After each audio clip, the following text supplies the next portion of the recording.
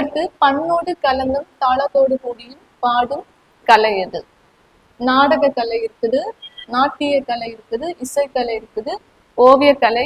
விடை தெரியவில்லை. நாடக கலைனாலே நமக்கு என்ன தெரியும்?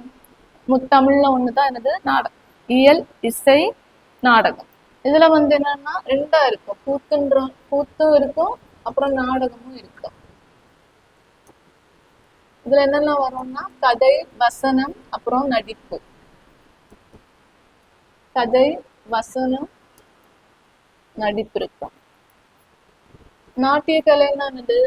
அது என்னது? பாடலுக்கு ஏற்றவாறு நம்ம என்னது உடல் அசைவுகளை ஏற்படுத்துவதானது நாட்டிய கலை.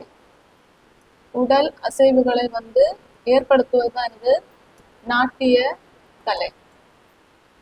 இசைக்கலை தான் என்னது?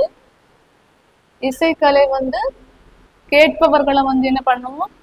இசைக்க பண்ணுவோம். எந்த உயிரானாலும் அந்த இசையை கேட்டா என்ன பண்ணுவாங்க? மயங்கிடுவாங்க. எல்லாரையும் இந்த இசைக்கலை என்ன பண்ணும்? இது என்ன பண்ணுவோம்? அதான் கொடுத்துருக்காங்க. பண்ணோடு கலந்தும் தாளத்தோடு கூடியும் பாடும் கலை தான் என்னது? இசைக்கலை.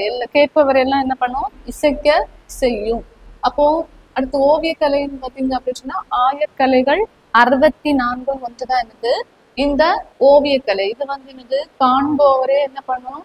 கவர்ந்திழுக்க செய்யும் ஆற்றல் கொண்டதுதான் என்னது இந்த ஓவியக்கலை. ஆயக்கலை 64 ஒன்றுதான் இந்த ஓவியக்கலை. இது என்னது? இசைக்க செய்வது. கேட்போரை என்ன பண்ணது?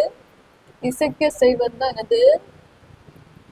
இசைக்கலை. அப்ப பண்ணோடு கலந்தும் தாளத்தோடு கூடியும் பாடும் கலை எதுன்னு பாத்தீங்க அப்படின்னு சொன்னா இசைக்கலை.